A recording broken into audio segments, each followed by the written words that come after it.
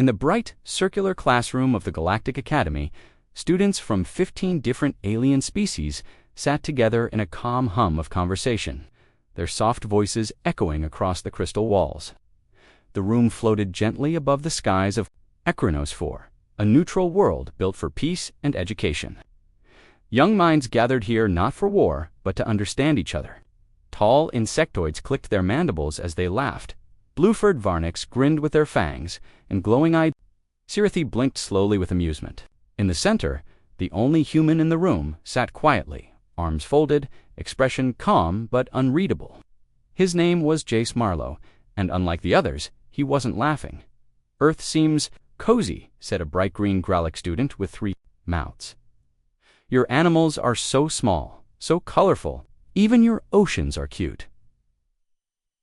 Laughter followed. Another alien with orange scales added, "I saw a creature called a panda. Is that a warrior?" Everyone burst into giggles again. Jace tilted his head slightly, but said nothing. The teacher, an ancient floating being named Talos, raised one tendril. "Let's maintain respect. The human species has contributed greatly to the council." "Yes, but they are still soft," a purple-skinned student whispered not so quietly. "Compared to us, they grew on a weak world." Talos turned to Jace and smiled kindly. "Jace, perhaps you can help your classmates understand better. Does Earth have predators?" Jace slowly looked up, his eyes locking with the teacher's. "Yes," he said simply. His voice was low and calm, almost a calm. "We do." One of the smaller aliens leaned forward curiously. "What kind?" Jace glanced around the room. Studying the faces, "One of them," he said, "is called a shark." The room quieted slightly, the word unfamiliar to most. "Shark?" someone asked. "What is that?" Jace leaned back slightly, his eyes distant. "Would you like to know what it does?" The laughter stopped completely. A tension filled the air, subtle but sharp, like a knife gliding just above the skin. Talos gave a polite nod. "Please, share." Jace's eyes narrowed just a little. "The shark is an apex predator. That means nothing hunts it. It's fast, it's quiet, and it never stops moving. If it stops swimming, it dies. So it hunts. Always it smells blood from kilometers away. One drop in 1,000,000 liters of water, and it knows. It can sense movement without seeing, and when it attacks, there's no warning. Just teeth. Lots of teeth." A few students shifted in their seats. The blue-furred Varnock raised a hand. "Is it smart?" Jace shook his head. "No, not in the way you think. It doesn't feel fear. It doesn't feel mercy. It doesn't—" "Stop, but surely." A thin, floating student from the mist world said, "It avoids intelligent beings, right?" Jace's tone turned colder. "It doesn't care if you're intelligent. If you're in the water and you look like food ore, just move wrong, it bites. Sometimes it takes your leg. Sometimes it drags you under, and it doesn't care if you scream." The classroom was quiet now. No laughter, no smiles. The same students who'd mocked Earth now leaned in, expressions unreadable. One finally asked, "But how often does it attack?" Jace looked down. "More often than we like. But that's just the shark. We have crocodiles too, and jellyfish and snakes, and things smaller than your hand that can kill in seconds." He looked up again, voice steady. "We didn't evolve in peace. We evolved in blood." One of the bug-like students buzzed nervously. "Why do you live there?" "Because it's our home," Jace replied. "Because we didn't get to choose. Earth is a death world. It forces you to become stronger, or it kills you." The Sirathi student with glowing eyes blinked slowly.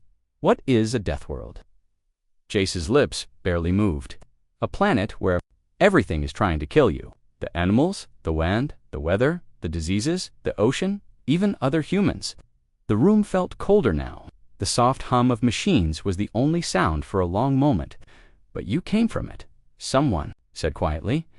"And you're here." "That's why we're here," Jace said. "Because we learned to survive. We became the kind of people who could leave a death world. We had no choice." A nervous cough came from the back. "The shark. Is it the worst one?" Jace paused, then gave a slow smile, though it didn't reach his eyes. "No, the shark just reminds us of what nature is like when it stops pretending to be nice." A silence stretched, heavy and unmoving. Then one alien student muttered, "I thought humans were soft." "We are," Jace said, standing up, his voice quiet but sharp like broken glass. "Until we need to be something else." He turned and walked toward the door, every step echoing through the chamber. The teacher called after him, "Jace, thank you for sharing." Jace didn't turn. "You asked." The door hissed open. I just answered, then it closed behind him, leaving the classroom in cold, thoughtful silence. The next day, the Galactic Academy's atmosphere felt different, heavier, like something invisible now hovered over every classroom, especially in room 7C, where yesterday's laughter had vanished completely. When Jace Marlowe entered, not a single alien made a joke or even smiled. Their eyes followed him like prey watches a silent predator. The seats around him remained empty, though the rest of the room was full.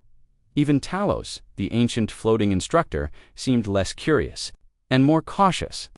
Class Talos began in his usual calm tone.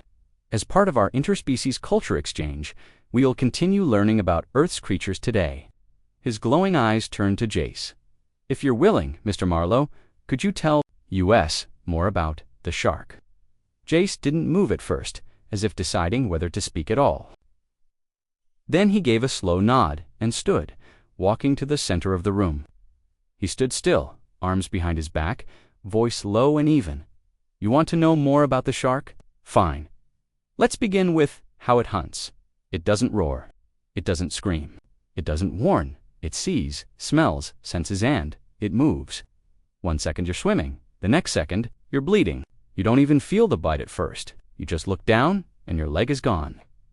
A small gasp came from a young, golden-eyed alien student. Jace continued, "Some sharks are small, like your arm. Others are the size of this classroom. Great. Whites, hammerheads, tiger sharks, different shapes, same goal. They don't think like you or me. They don't understand mercy or hesitation.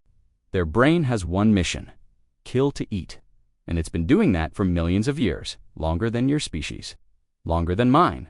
A tall, feathered alien named Vesh raised one claw. But surely humans avoid them. Stay away from the oceans." Jace gave a cold smile. "We tried, but our ancestors didn't have that option. Food was in the sea, so they learned to fish, to swim, to fight back." He took a deep breath, but not always successfully. "You want to know what? The ocean really is. It's not blue water and peace. It's a war zone. Every moment you're in it, you're being watched, hunted. Sharks don't blink. They don't rest. They keep coming." A spiny student from the ice world raised a trembling voice. "But you said the shark isn't smart. Why don't you just destroy them?" Jace looked up, eyes colder than before. "Because we don't own the ocean? No one does. You can shoot a shark, poison it, trap it, but the sea will always grow more. Sharks are part of the planet. They are a reminder that no matter how strong we think we are, there's always something older, colder, and hungrier out there." Talos hovered closer. "Have you ever seen one yourself?" Jace's jaw tightened. For the first time, his voice cracked a little. "Yes," he paused. "I was 13. My father took me diving near a coral reef. It was beautiful colors like fire under the water. Then it came out of the shadows, no sound, no ripple, just eyes and teeth. A bull shark. Fast. It went for my father, tore into his leg. Blood filled the water. I couldn't scream. I couldn't even breathe. I dragged him out. Somehow he survived, barely, but he never walked the same again. And I never swam in the ocean again." The classroom was completely silent now, as if even the walls were afraid to echo his words. One student near the back whispered, "That's horrifying." Jace nodded. "That's Earth." Another voice, low and trembling, came from a silver-skinned alien. "Why didn't it kill you too?" Jace looked at him. "Because it didn't need to. Sharks don't hate. They don't fear. They don't care. They kill what they need, then they leave. It didn't think I was a threat. It was right." A green-scaled creature muttered, "But that's just one species. Surely it's the worst of them." Jace raised an eyebrow. "The worst? No, just one of many. Earth is full of killers, but the shark, it's special. It's not loud, it's not dramatic. It's pure function. It kills like breathing. And the worst part, it doesn't enjoy it, which makes it more terrifying. You can reason with anger, but how do you reason with hunger?" Talos floated in slow circles, processing every word. "Are these creatures respected among humans?" Jace shook his head. "Feared, respected. Both. Some humans hunt them, some study them, some even try to swim with them, but most stay away. Not because we can't fight, but because we know what it costs. One small student whispered, "What does it cost?" Jace's eyes darkened. Flesh, blood, fear, and sometimes a piece of your soul. A cold wind passed through the ventilation system, as if the ship itself was shivering. A brave voice asked, "Why did your people not leave your planet long ago?" Jace turned toward the questioner. "Because you don't get to run from your home. We adapted.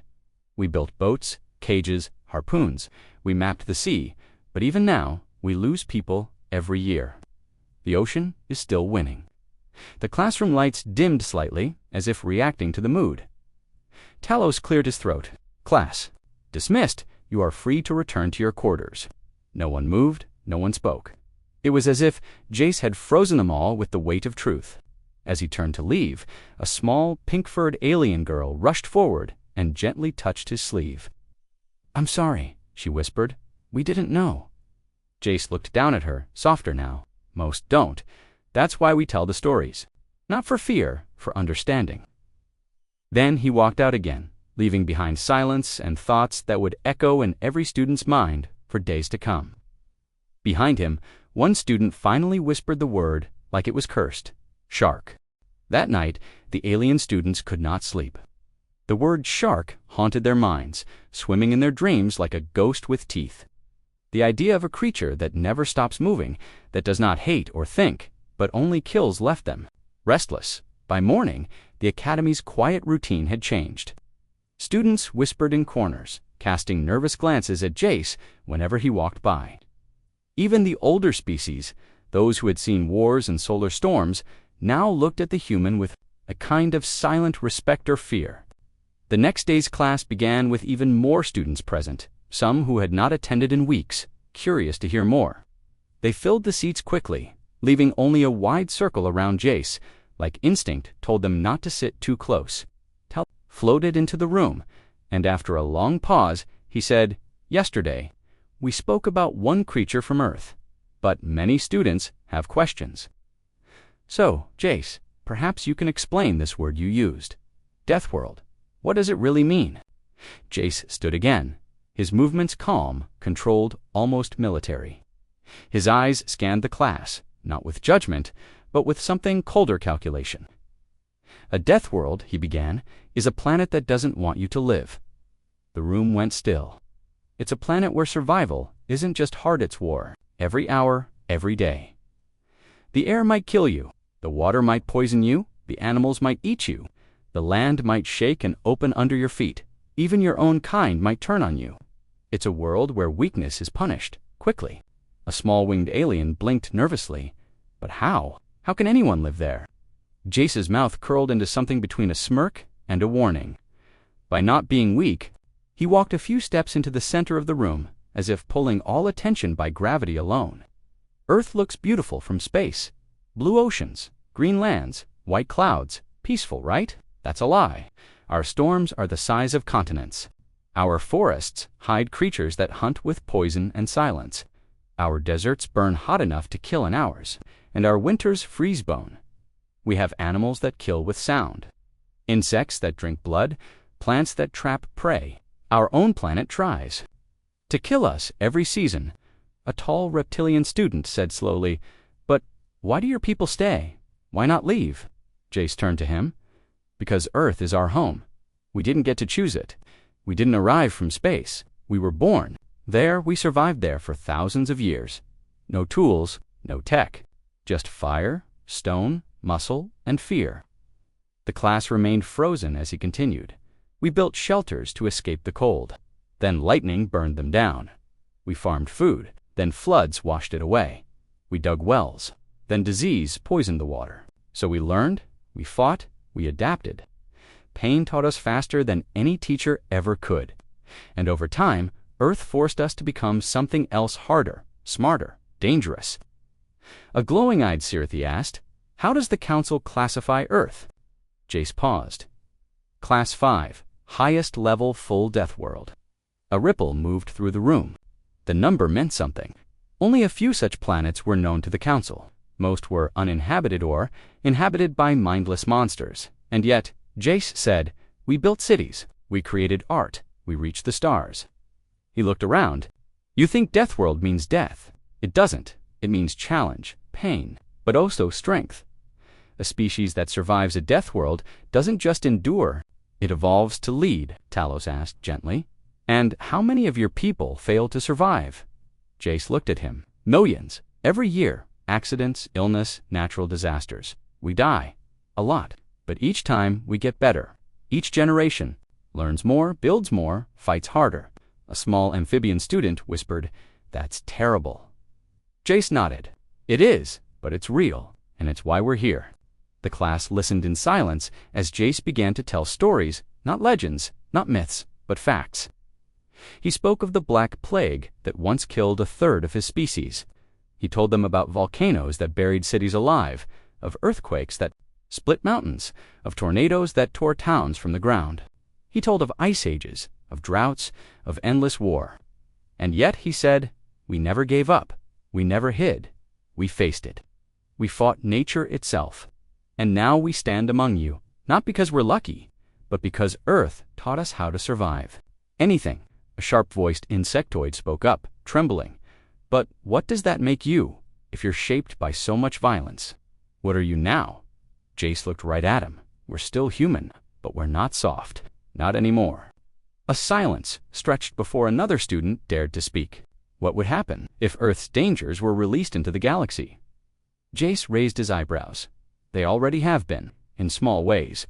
Earth's microbes, for example, bacteria, viruses, even the harmless ones to us, can be deadly. To other species, we learned that when our first explorers visited another world and a local population got sick. Not because we attacked, just because we breathed. The class was visibly shaken now. Our planet doesn't just build strong creatures, it builds dangerous ones, and we are a product of that world. Talos's voice was softer now. Jace, do you believe humans belong in the galaxy? Jace answered without hesitation. Yes, because we've earned it. We survived a death world. We rose from it. We carried the lessons of pain, of loss, of fire. We don't come to conquer, we come to contribute. But if the galaxy ever forgets what Earth made us, it will remember the hard way. His voice didn't rise. It didn't need to. It hit like a cold blade across skin. Then he stepped back, silent again, letting the weight of his words settle like dust after an explosion. No one clapped, no one spoke. Even the air seemed afraid to move. Finally, the quiet was broken by a young alien with shaking hands. What's the scariest thing on Earth? Jace turned, eyes shadowed by old memory. It's not the animals, not the weather, not the disease. He paused. It's humans, when we have nothing left to lose. Then he walked out, and no one, not even Talos, tried to stop him. The classroom felt colder now, even though the temperature hadn't changed. The alien students no longer whispered about the human, they whispered because of him. They watched Jace Marlowe the way prey watches a quiet shadow. He had not shouted. He had not threatened. He had only told the truth. And that truth had shaken their understanding of what it meant to be strong. The next lesson was supposed to be about ancient interstellar laws, but Talos didn't even open his lesson sphere. He simply hovered in silence for a while, then looked at Jace. Perhaps, today, you could explain how your people became what they are. Jace sat still for a moment, then stood again, stepping slowly to the center of the room. His hands stayed at his sides. His voice was quiet but steady. You want to know how we became what we are? We evolved in war. The silence deepened. Jace continued. Other species grew in harmony. Some formed peaceful hives, or song-based languages, or energy-shared collectives. But we didn't. On Earth, survival didn't reward the peaceful. It rewarded the strong, the clever, the ruthless. Our earliest ancestors didn't have fur, claws, or fangs. We were weak, alone, so we used something else, our minds. He walked slowly as he spoke, each step like a drumbeat. We learned to hunt in groups, we carved stone into blades, and when we couldn't run, we fought, not just animals, each other. A glowing Sirathi student asked softly, "Why would you fight your own kind?" Jace turned to face her. Because we needed land, Water, food, shelter. We fought for survival. Then we fought for power. Then for ideas. And even when we built cities and laws, the wars didn't stop. They just changed shape. A student from a floating gas world tilted his head. That's madness. Jace nodded. Yes, but it's real. We've had thousands of wars. Small ones, big ones. Some over borders, some over belief. Millions have died. Cities burned. Nations erased. A sharp-fanged alien raised a hand. Did that make you stronger? Jace's eyes didn't blink. Yes, it made us smarter, faster. It forced us to build weapons. To think ahead, to create machines not just for peace, but for survival. From spears to swords. From swords to guns. From guns to bombs. We didn't just fight war, we evolved through it. He paused, then added, not proudly, but unavoidably. A small amphibian student near the front looked terrified. You built bombs. Jace nodded slowly. Nuclear ones. They can erase cities, poison the land for centuries. We created them during a time when the world was split in fear. Two great powers stood on the edge of war. Both held enough weapons to destroy everything, but neither fired. Why not? Someone asked. Because Jace said, for the first time, we feared what we had become. We saw the line we were about to cross, and we stepped back. Barely, he looked around the room. You feared the shark, but we created monsters far worse. Machines with no heart. Weapons that fly across the planet in minutes. Bombs that don't. Stop burning, the shark is nature. But war is our invention. Talos finally spoke again. And yet, you're still here. You haven't destroyed yourselves. We came close, Jace admitted, many times, but something inside us always pulls us back. Maybe guilt, maybe memory, maybe hope. We know how easy it is to lose everything, so we try to stop ourselves. But that instinct to fight it's still there, just buried. A silence fell again. Thicker this time, Jace stepped forward, lowering his voice. You need to understand, war isn't just our past. It's part of our nature, and we've tried to tame it. Through law, through unity, through pain. But when pushed, when threatened, it comes back. A brave voice from the back asked, What do you mean? Jace's eyes narrowed slightly. When someone threatens our people, our families, our home, that ancient fire inside us wakes up, and the human eunubic, something else. He clenched one fist slowly, because Earth never gave us peace. It gave us fear. And that fear became fuel. The room was deathly still. Jace continued. We don't celebrate war, we remember it. We teach it, so our young never forget what it costs. But we also teach them this: if war comes, we fight it to win. A quiet voice said, But what if the enemy is stronger? Jace looked directly at the student. Then we get smarter. We adapt. We always have, always will. He paused. That's what Earth taught us. If we fall, we rise. If we're wounded, we heal. If we're attacked, we respond. Talos floated closer, eyes glowing softly. Do you regret what humanity became? Jace looked down for a moment, then up. Sometimes we carry a lot of blood on our hands, but we also carry every lesson from it, and that makes us dangerous, not because we want to be, but because we know exactly what we are capable of. Another student asked, What do you fear then? If not death, if not war? Jace took a breath, losing control, becoming monsters, hurting those we protect. That's what we fear, because when humans lose control, we stop thinking and we just react. He pointed to his head. We were born weak. Our strength is here. But our danger is here too. He touched his chest. The silence grew heavy again, like a storm about to break. What do you want us to learn from this? Asked a small voice. Jace's answer came without pause. Respect. Don't judge a species by how it looks. Don't mistake peace for weakness. And never forget that even the calmest sea can hide the deepest monster. Then he turned, as he always did, and walked back to his seat. But this time, someone followed him. A tall, armored alien sat in the seat next to his. You said humans adapt, right? Jace nodded slightly. Then maybe it's time we adapt to and start listening. Jace gave a rare smile, small, honest. The first bridge had been built. The day after Jace spoke of war, the academy didn't feel the same anymore. The laughter in the halls was gone. The teasing had stopped. Now, wherever Jace walked, there was only silence and spaces. If every student had finally realized that, the quiet human from the Deathworld was not someone to mock, but someone to understand. In the classroom, more students than ever were present. Some had arrived early, some had traveled from other sections of the station. Even a few instructors stood in the back, curious now, no longer seeing Jace as a strange creature, but as a voice from the edge of survival.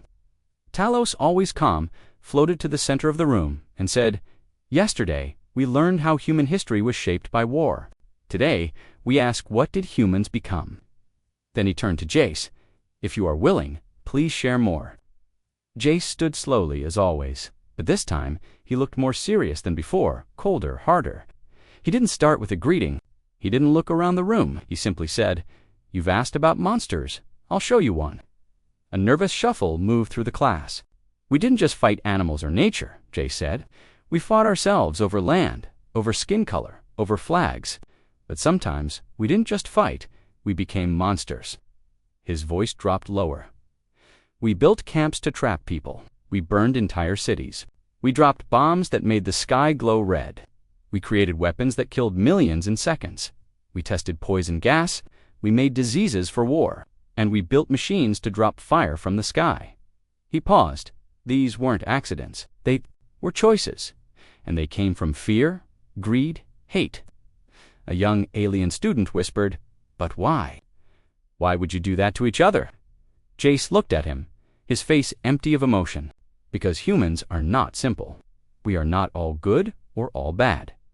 Inside each of us is the ability to create and to destroy.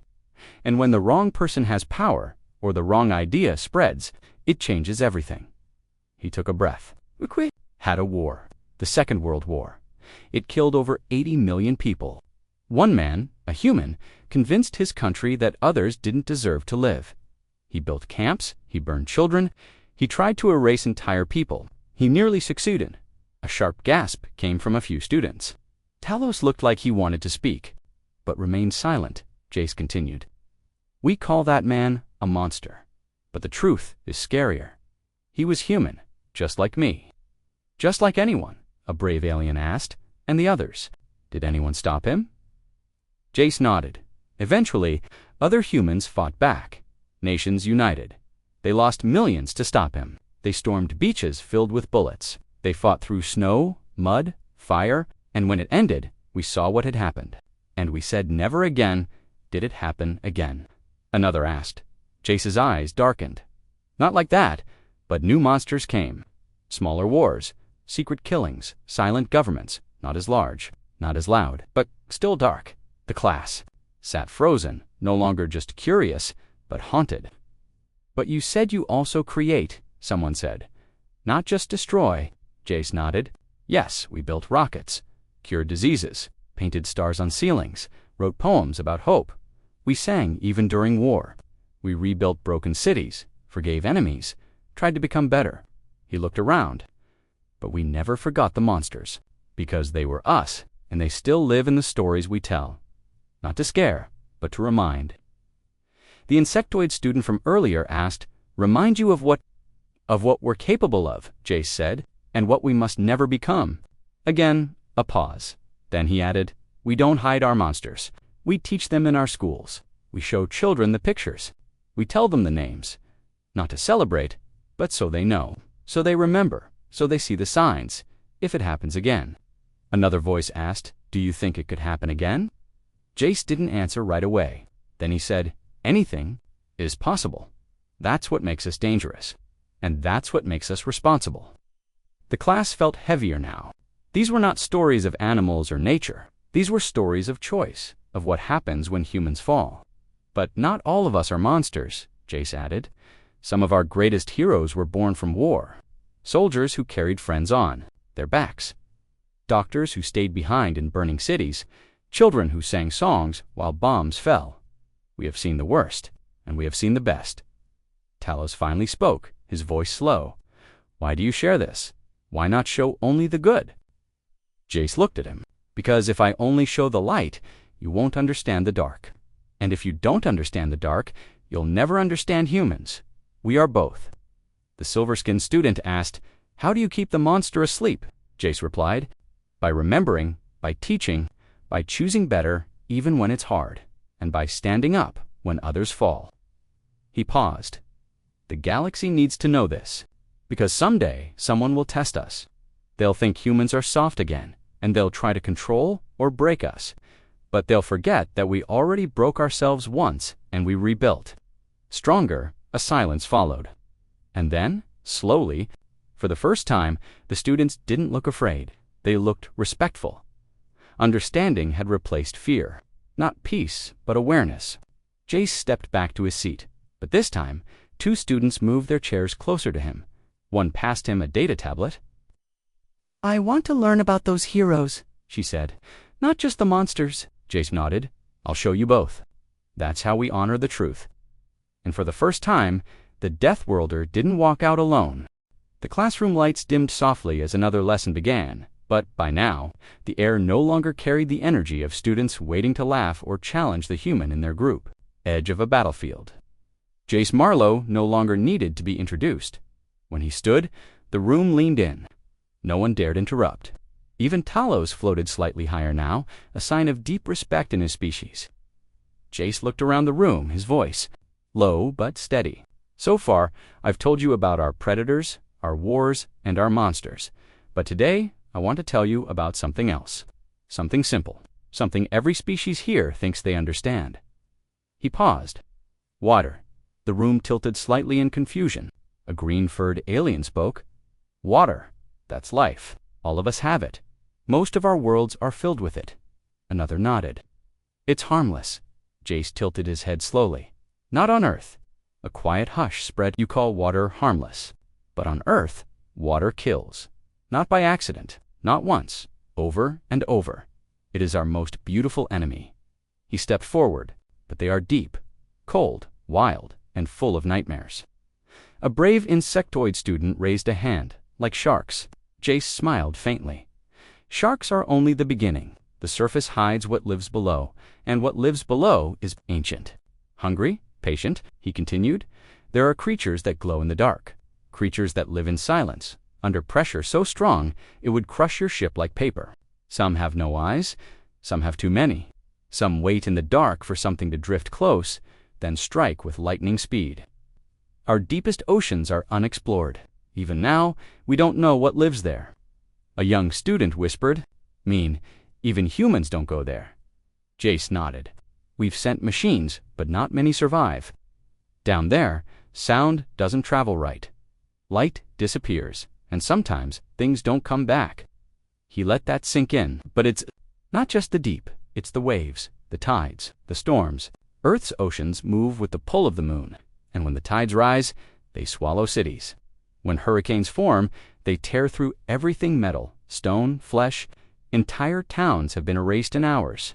A feathered alien asked, "Why? Do your people live near the water then?" Jace looked at him. "Because we have to. The land isn't always safer, and water brings trade, food, energy, but we pay the price." He stared into the distance, voice quieter now. "You've never stood on the shore and seen a wall of water taller than buildings coming toward you. We call it a tsunami. It moves, faster than you can run. It doesn't stop, it doesn't care. It drowns everything." A soft gasp filled the room. "And then there are the floods," Jace added. "Rivers that rise overnight. Rain that doesn't end. We've seen houses float away. Children disappear.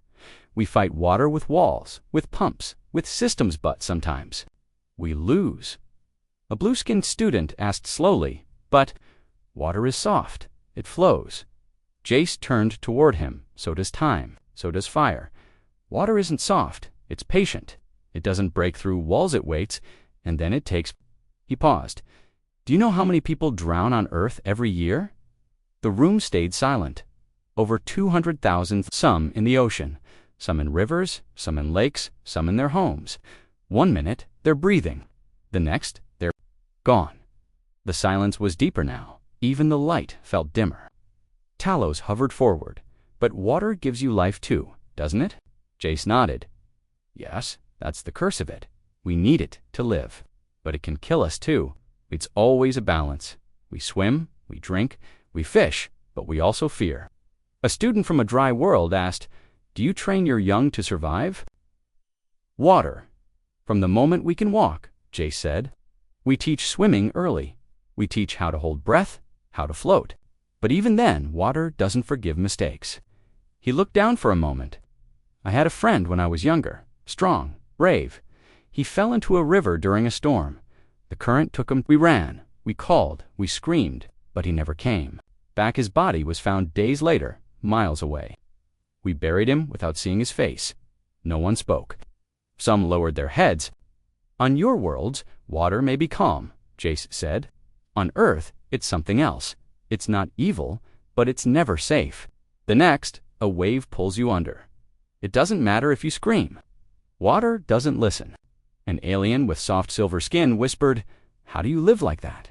Jace answered, "We respect it, and when it kills, we mourn. Then we build again." A tall reptilian student leaned forward. "You said earlier that Earth made you strong. Is water part of that?" Jace nodded. "It taught us patience. It taught us fear. It taught us humility.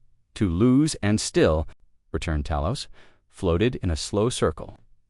"Then Earth's water is both teacher and enemy." "Yes," Jace said. "It feeds us, but it reminds us nothing is truly safe, not even the things we love." A whisper came from the back. "Do you still swim in it?" Jace's eyes softened. "Yes, we still swim. We still surf. We still sail because fear doesn't stop us. It teaches us, and that's the human way." The class fell silent again, not from fear this time, but from awe. They were starting to understand. The shark had been terrifying. The wars had been brutal, the monsters unforgettable. But now they saw something even deeper, how even nature itself, in its quiet beauty, could shape a people into something powerful, not just strong in body, but in will. Jace sat down slowly, and no one spoke for a long time. Then, one student said quietly, "I used to think water was gentle." Another added, "I didn't know it could fight." Jace looked at them both. "Everything on Earth fights. That's how we survived." And in that moment, even the stars outside the window seemed to flicker in respect for the Deathworlder who had faced oceans and lived to teach their silence.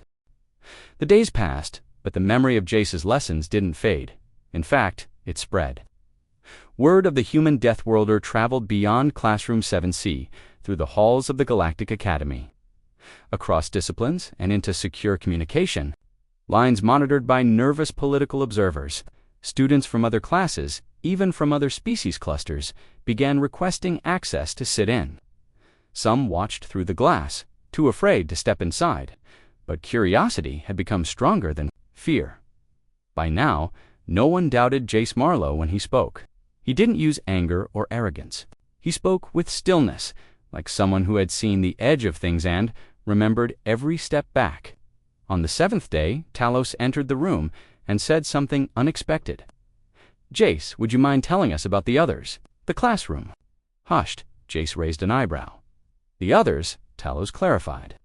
"You've spoken about humans, about Earth, but we've heard rumors that humans are not the only death." A few students shifted in their seats, curious. Some looked uneasy. Jace stood slowly and looked at them, his voice calm.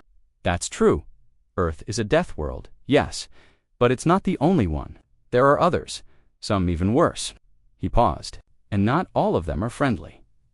The silence deepened. Jace continued, "The galaxy is old, very old. Some planets formed under terrible conditions, radiation, pressure, gravity so high it crushes bone. Some species never developed emotions. Others never needed light. Most of them died out, but a few didn't. A few survived. And those are the ones you call the others." A thin, floating alien asked, "Are they like you?" Jace shook his head slowly. "No, we are shaped by violence and survival, but we still feel, we still dream the others are different. I met one once." The air shifted as if gravity had leaned in. "We were on a council escort mission. A cargo vessel got lost in a binary star system. It sent a distress signal. We responded. 5 ships, standard protocol. What we found wasn't a ship in trouble, it was a ship in pieces. No signs of battle, just parts. Floating clean cuts. No distress beacon anymore, just silence. Jace's voice lowered. That's when we saw it, a single vessel. Small. No markings. No transponder. No heat signature. It shouldn't have been flying, but it was. It drifted toward us. We hailed it. No reply. Then it stopped, just outside weapons range. Did you attack? A reptilian student asked. Jace shook his head. No, we waited. We didn't move. Then it sent a signal. One word. He paused. Observed. The room stayed frozen. We didn't understand. Then we realized our ship was being scanned. Not just our tech, our biology, our minds. We felt it, like fingers pressing inside our thoughts. One of our crew began screaming. Then the small ship turned and disappeared into the star system, right into the radiation belt. And it survived. Who were they? A student whispered. Jace answered softly. We don't know. We call them the Voidborn. Survivors of a Class 6 Deathworld diff. The records are right. A planet with no sunlight. Just magnetic storms and poisonous gas. The Council believes only machines lived there. But something didn't just live it. Adapted, he stared into the air, remembering the Voidborn don't speak. They observe. Some believe they feed off fear. Others say they are pure logic. But everyone agrees on one thing. They don't attack unless provoked. But if you do, you vanish. Another student asked, are there more like them? Jace nodded. Yes. There's the Ashkin, from a planet where the sky rains acid. They live underground, breathe sulfur, and their blood is flammable. They don't sleep, they only pause. I saw one once walk through fire to save its eggs, burned its own skin off. Didn't scream, just kept walking. A few aliens recoiled. And there's the Scoff, Jace continued. They live on a freezing moon with no air. They developed internal furnaces in their bodies. They can survive in vacuum. They don't use ships, they ride comets. They don't talk. They don't trade. They only visit once every 1,000 years to collect ice from other systems. When they arrive, you don't interfere, ever. Talos floated back slightly. And how do humans compare to these beings? Jace took a breath. We are young, but we're fast. We adapt, we learn. Most of the others survive by hiding or by being too dangerous to challenge. We survive. By choice, we form alliances, we build connections. But we always remember we came from death. A soft voice asked, have you fought any of them? Jace looked at the student, his voice grim. Once, the Ashkin raided an outpost by mistake, thought it was abandoned. We responded. They didn't understand our language. We didn't understand theirs. But when one of ours died, we struck back. Not with rage, with precision. We didn't destroy them. But we made them leave, and they haven't returned since. So you can fight Deathworlders, someone asked. We can, Jace said, but we don't want to, because we know what it means. Deathworlders don't fight like others. They don't run. They don't surrender. They burn everything, including themselves. The class sat still, realizing a terrible truth. The most dangerous species in the galaxy weren't loud, weren't angry, they were quiet, patient, deadly, just like the humans standing before them. Talos spoke again, gently. Do you believe Deathworlders should be part of the Council? Jace looked around. We should, because we know what's at stake. We know what happens when fear wins. We know what happens when war goes too far. Deathworlders are survivors, but that means we remember the cost of survival. He stepped back, finishing. Just remember this. Not all monsters roar. Some watch, some wait, and some wear human faces. Then he sat down, and for a long time, no one moved. It started as a normal day, or at least what passed for normal after a week of Jace Marlowe's lessons.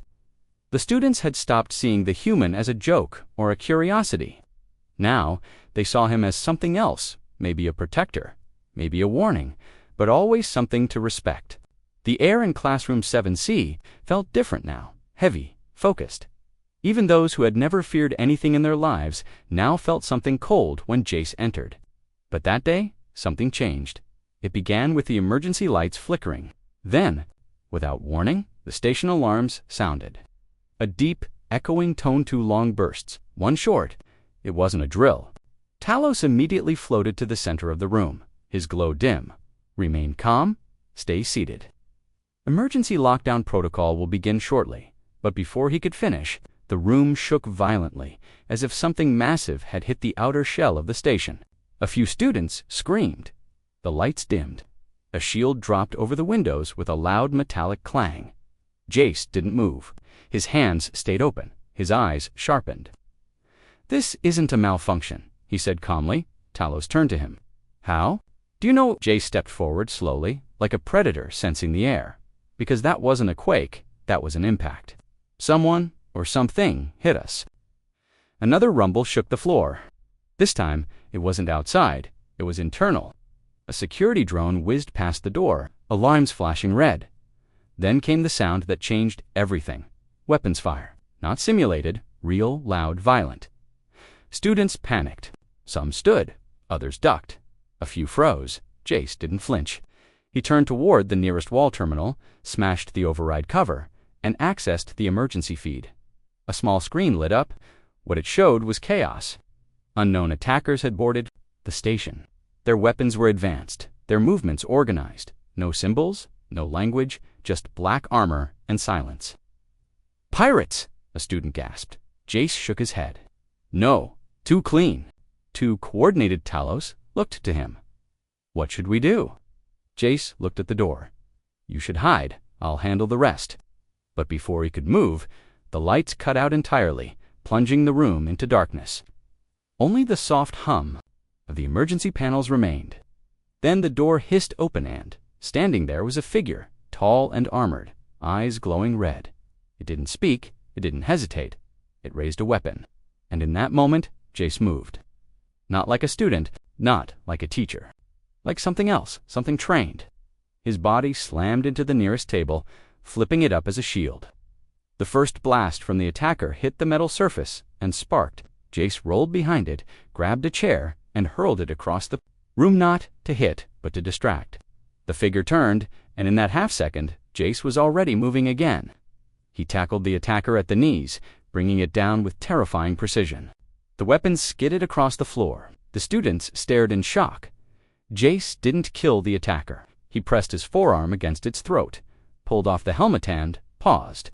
Under the mask was no face, just smooth skin. No mouth, no eyes, just darkness. "Not pirates," Jace muttered. "Not people." The attacker writhed, then stopped dead. Talos moved forward carefully. "What is it?" Jace stood. "I've seen something like this before. On a derelict ship years ago. It was a scout, a test. Someone's watching, measuring, seeing how we react." The classroom lights blinked back on for a moment and then all the terminals across the room flashed a symbol, a circle, surrounded by jagged lines. And one word beneath it in ancient galactic standard: observe. A chill swept through the room. "Voidborn," a student whispered. Jace nodded once. "Maybe, or someone worse. Doesn't matter now. We need to move." Another blast rocked the station. Screams echoed from the hallways outside. Security bots failed. Defense lines fell. Whoever the enemy was, they were prepared. Jace turned to the students. "Everyone up. We're leaving. Stay behind me. Don't stop. Don't scream. Move when I move." Talos hesitated. The council said this facility was safe. Jace looked at him coldly. "No place is safe. That's something you learn on a Deathworld." He led them. Through the hallway, silent and focused, they passed rooms torn apart, corridors littered with debris, and strange, quiet attackers lying in wait. But Jace saw them before they moved. Every time, he used broken piping for traps. He used his environment like a blade. One by one, the students saw a new side of the human, not the speaker, not the teacher, but the soldier, the survivor, the Deathworlder. At one point, they reached a collapsed section. The only way through was a narrow gap under a twisted bulkhead, too low for most of the students. But Jace dropped to the ground, slid through, and pulled each of them one by one. When a student panicked, he whispered, "You're going to make it. I won't let you die. Trust me." And somehow, they did. Finally, they reached an emergency shelter sealed, reinforced, safe for now. Jace closed the bulkhead behind them and sealed it manually. Then he leaned back against the door, breathing heavy. "They'll stop soon," he said. "Why?" Talos asked. "Because they got what they came for," Jace said, staring at the terminal. The symbol still blinked. They didn't want to destroy us. They wanted to see how we react, how we think, how we fight. It was a message. One of the students, still shaking, asked, "What does it mean?" Jace looked around at them all. "It means the galaxy isn't ready." "But they are." He paused. "And now they've seen what humans do when we're afraid." The silence that followed was heavier than before. Then, slowly, one student stood, then another, until all of them were standing beside Joss, not because he ordered them, but because they chose to. Jace looked at each of them. "You were afraid. That's good. Fear keeps you alive, but you didn't run. You followed. You fought. That's the first lesson Earth teaches. Never face death alone." Talos stepped forward. "You saved us." Jace shook his head. "Not yet. This was just a test. The real fight hasn't started." And deep in the dark void beyond the station, something unseen watched and waited. 3 days after the attack, the Galactic Academy was still locked down. Repair drones floated silently through the ruined corridors. Burn marks and melted walls showed where the unknown enemy had struck, and the air was still heavy with fear and unanswered questions. The shelter where Jace had led the students remained sealed for hours after the assault ended. But once the rescue teams arrived and saw who had survived and how they didn't speak, they simply stared at the human in silence. That same day, a high-priority message came from the Galactic Council itself. It was not a request, it was a summons. Jace Marlowe was to appear before the High Assembly in person. Most beings never even saw the assembly hall, let alone stood inside it. But Jace didn't hesitate. He knew this would come. He cleaned the blood off his uniform, left his weapons behind, and walked in alone. The hall was massive, tall crystal. Arches reached the ceiling. Bright light poured in from artificial suns above. In the center, on a floating platform, sat the 12 leaders of the strongest species in the galaxy. They watched Jace enter with unreadable expressions. Below them were hundreds of others, ambassadors, officers, scholars. All had heard the story. The human student who fought off attackers, the one who warned of the Voidborn, the one who survived. Jace Marlowe spoke the first voice of the council, a being made entirely of shifting energy. "You stand here, today, not as a student, but as a witness. Tell us what happened on Station 9 Beta." Jace's voice was calm. "It wasn't an accident. It wasn't pirates. It was a test. By who?" Asked a six-side governor. "We don't know," Jace said. "But I've seen that symbol before. A small ship, silent, a lone survivor. The same word, observe." "You think it's the Voidborn?" asked another counselor. "I don't know," Jace answered. "But if it wasn't them, then someone else is watching, studying, planning." A deep voice cut through the chamber. "Or it was staged by humans to create fear." Jace turned slowly. The one who spoke was from the Dalari, a species known for their distrust of humans. "Convenient, isn't it?" The Dalari continued. "One human student defeats unknown enemies. Everyone watches, everyone praises.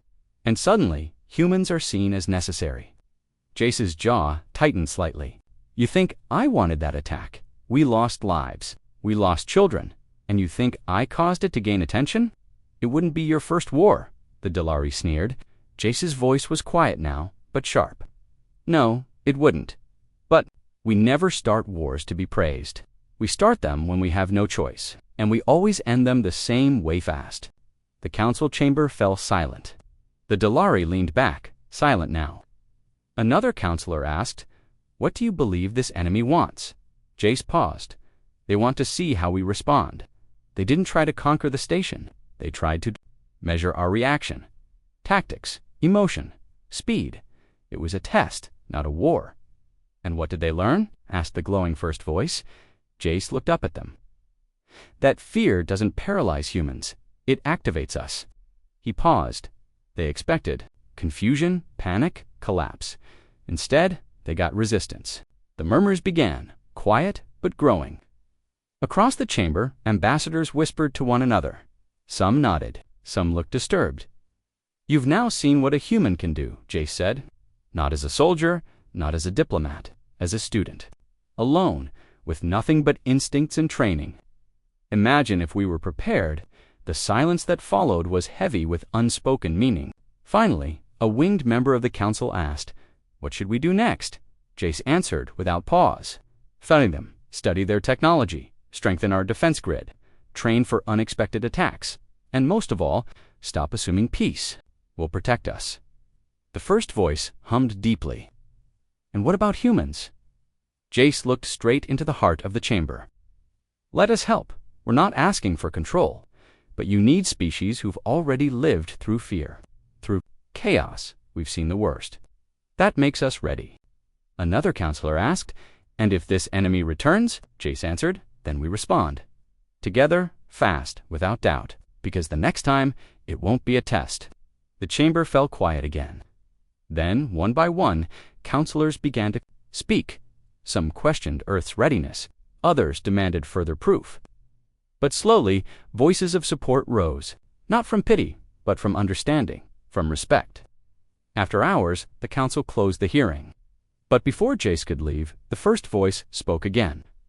You stood between danger and those who were not your kind. You protected them. Why? Jace didn't hesitate. Because that's what humans do. We don't leave people behind. The first voice pulsed softly. Then we will remember that. The meeting ended, but the effects didn't. Across the galaxy, news spread. A human had stood in the assembly not as a representative, but as a warning, and the council had listened. Back on Station 9 Beta, students watched the broadcast. They saw Jace's face on the screen. Saw the way he never looked away, the way he spoke of survival and fear and unity. Some called him a hero, others called him a sign, but all of them knew one thing for certain. The galaxy had changed, and at the center of that change stood a Deathworlder quiet, watchful, and ready. That night, as the stars shone cold outside the station, Talos visited Jace in his quarters. He didn't speak for a long time. Then, softly, he asked, "Do you think they believed you?" Jace looked out the window, watching distant ships blink past. "Doesn't matter if they believed me now. What matters is if they remember when it happens again." Talos floated beside him. "And you? Are you ready for what comes next?" Jace's eyes were hard. "I was born ready." In the silence that followed, both knew the truth. This wasn't the end of the story. It was just the beginning of something far more dangerous. The test was over. The real enemy hadn't even arrived yet. The galaxy had always whispered about death worlds, those cursed planets where life was a daily battle, where storms could swallow cities, where predators stalked even the skies, and where only the most relentless species survived. But now, after the attack on Station 9 Beta and Jace Marlowe's testimony before the Galactic Council, the whispers had become warnings. The word Deathworlder no longer meant strange or savage. It meant prepared. It meant dangerous. It meant necessary. Weeks passed. Patrols were increased. Outer systems were scanned more often. And yet, no trace of the attackers returned. No ships, no signals, just silence. The same kind of silence that came before storms. Inside the Council's war hall, a new chamber was formed, one that had not existed before. It wasn't built for politicians or ambassadors. It was built for survivors, for strategists, for fighters, and at its center stood Jace Marlowe. He wasn't alone anymore. All across the galaxy, other Deathworlders had been identified and quietly brought to the core. The Ashkan sent a fire-blooded warrior with black skin like stone and eyes that didn't blink.